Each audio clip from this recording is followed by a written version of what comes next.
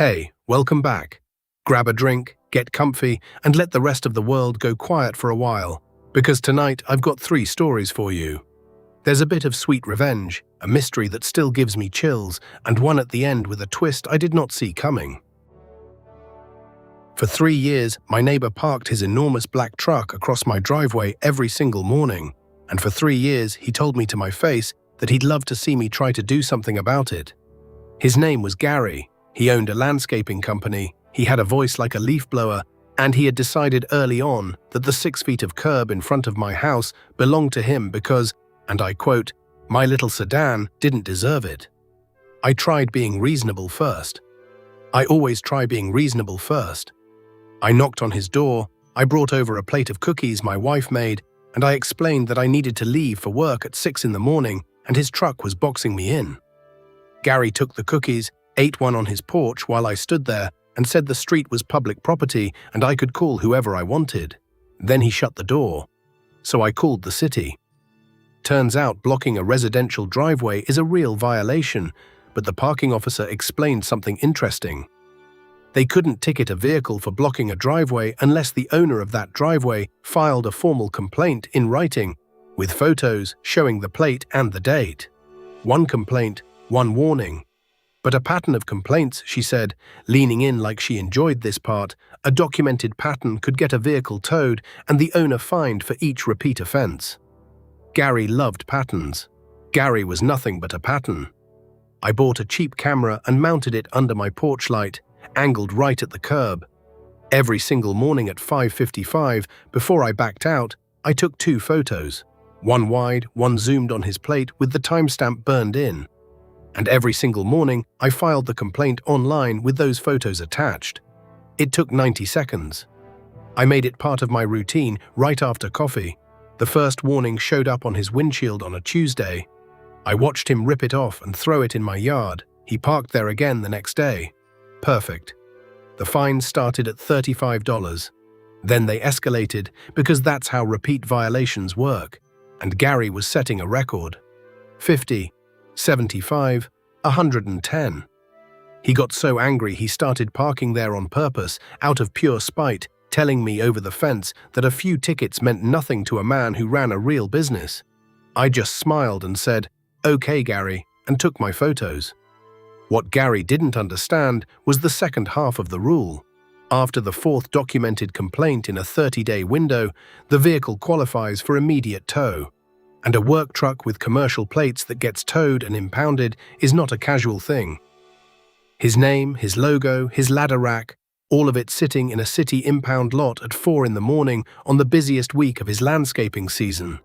He pounded on my door at 6:15 that morning, red in the face, screaming that someone had stolen his truck. I opened the door with my coffee and told him very calmly that I'd seen the tow truck take it. He asked me how much I knew. I said I knew exactly 41 photographs worth. He went pale. Because in that moment, he did the math and realized every one of those tickets had his name on it. Everyone had gone to collections. And getting his truck out of impound meant paying all of it at once. It came to just over $2,000, plus the tow, plus the storage fees, plus the fact that he lost 3 days of jobs while it sat there. Gary never parked in front of my house again. In fact, Gary sold that house 8 months later. The people who moved in are lovely. They wave, they park in their own driveway. And sometimes, when I back out at 5:55 in the morning, I glance up at that little camera under my porch light. Still there, still angled at the curb, and I give it a small salute. Reasonable first. Always reasonable first. The first time the house said my daughter's name back to her, I told myself it was the pipes. We'd only lived there 2 weeks, an old farmhouse we got cheap because the previous owners left in a hurry, and old houses make noises. Mia was 4, she'd been standing at the bottom of the stairs calling up to me, saying, "Mama, mama," and I heard something answer from the dark landing above. A soft, dragged-out echo. "Mia!" I laughed it off. Sound carries strangely in these places, but then it kept happening, and only ever with names. My husband Tom noticed it next. He'd be in the basement, call up to ask where the flashlight was, and something would murmur his name back through the floorboards. Not his question, Just Tom, quiet and patient, like it was trying the word out. He came upstairs a little pale that night and asked me if I'd been messing with him. I hadn't. We checked everything. We shut off the water to rule out the pipes. We unplugged the old intercom system wired into the walls, the kind you'd find in a house from the 50s, though it hadn't worked in years. We even sat one whole evening in complete silence with the lights off, waiting. Nothing. It only happened when someone said a name out loud first. I started keeping a little notebook, writing down when it spoke and what name it echoed. And that's when I noticed the pattern that made my stomach drop. It never repeated a name it hadn't heard first. It was learning us. The more we talked, the more names it collected. Mia, Tom, then mine, Rachel, once I'd said it on the phone in the hallway. It was listening, and it was practicing. Tom wanted to leave. I wanted to understand. I went to the county records office and pulled the history of the house, and the clerk, an older woman who'd lived in the town her whole life, went quiet when she saw the address. She told me the family before us had a boy. He'd been sick, bedridden for years in the room at the top of the stairs, the one Mia now slept in. He couldn't walk, couldn't come down, so his mother had rigged that old intercom system so he could call to the family and they could answer him from anywhere in the house. He'd lie up there and say their names into the little speaker over and over just to hear them say his back. The boy had died in that room. The family moved out 3 days later. I drove home and I sat in Mia's doorway and I looked at that dead intercom box on the wall. The one we'd unplugged, the one with no power running to it at all. And I did something I still can't fully explain. I said quietly into the dark room, I said, "We hear you." The house was silent for a long moment, and then softer than I'd ever heard it, so soft I felt it more than heard it, something answered from inside the wall. Okay. It never said our names again after that. Not once. Whatever it had been doing, collecting our voices, keeping us close, it stopped the moment it got an answer.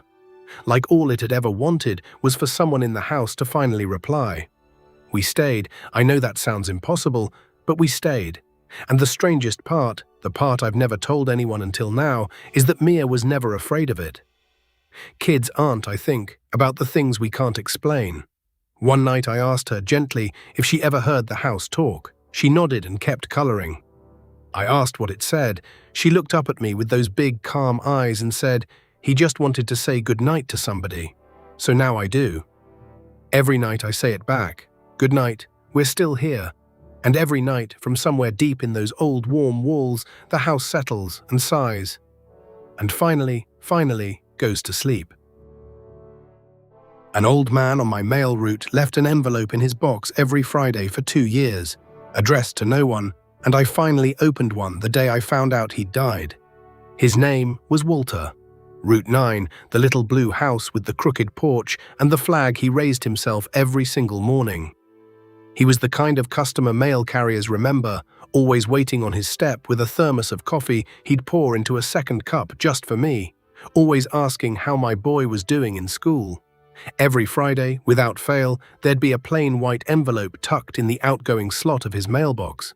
No address, no stamp, just the flag up, like he meant for it to go somewhere.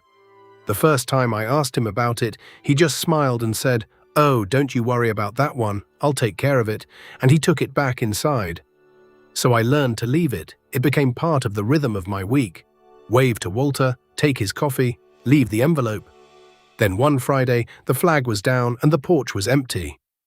His neighbor came out and told me Walter had passed in his sleep on Wednesday. 81 years old. No family that anyone knew of, she said. A quiet man, lived alone as long as she'd known him. I stood at that mailbox for a long time, and then I saw it. One last white envelope tucked in the slot, waiting. He must have put it there Tuesday night. His last one. I shouldn't have taken it. It's not my mail, but I did, and I sat in my truck, and I opened it. Inside was a single sheet of paper in shaky handwriting, and it said, "Dear friend on Route 9, if you're reading this, then I'm gone, and I'm sorry to leave you with the last one. I never sent these. I wrote one every week to my wife, Eleanor, who passed the spring before you started my route. I couldn't stand the quiet of not talking to her, so every Friday I told her about my week. I told her about you too. She'd have liked you, and then the part that broke me. It said I put them in the box because for one moment every Friday, someone came to take a letter I wrote to the woman I loved, and it felt like it was going somewhere. It felt like she was still on the other end. You gave an old man that, and you never even knew. Thank you for coming every week. Thank you for the coffee talk. Look after that boy of yours. I drove the rest of my route with that letter on the seat beside me, and I don't mind telling you I had to pull over twice. Here's the part I still can't get over. When they cleaned out Walter's house, the neighbor called me because I'd told her about the letters. In his bedroom closet, they found a box. Inside were 104 envelopes, every letter he'd ever written. He never mailed a single one. He kept them all, one for every week since Eleanor died, each one dated, each one telling her about a life she wasn't there for anymore. And the last thing he wrote, the very bottom of that final letter, the one meant for me, said, "Tell them to bury these with me. I've got 2 years of catching up to do when I see her," so that's what we did. The neighbor and I, and a few folks from the route who'd known him, we saw to it that Walter went into the ground with all 104 letters tucked against his chest. 2 years of Fridays, 2 years of I miss you and the gardens coming in nice, and I met the kindest mail carrier this week. I still drive Route 9. There's a new family in the blue house now, and every Friday, when I pass that mailbox, I slow down just a little. I don't know if he made it to her, but I like to think somewhere, one Friday, Eleanor finally got her mail. If you made it this far, drop a comment and let me know which story was your favorite, and I'll see you in the next one.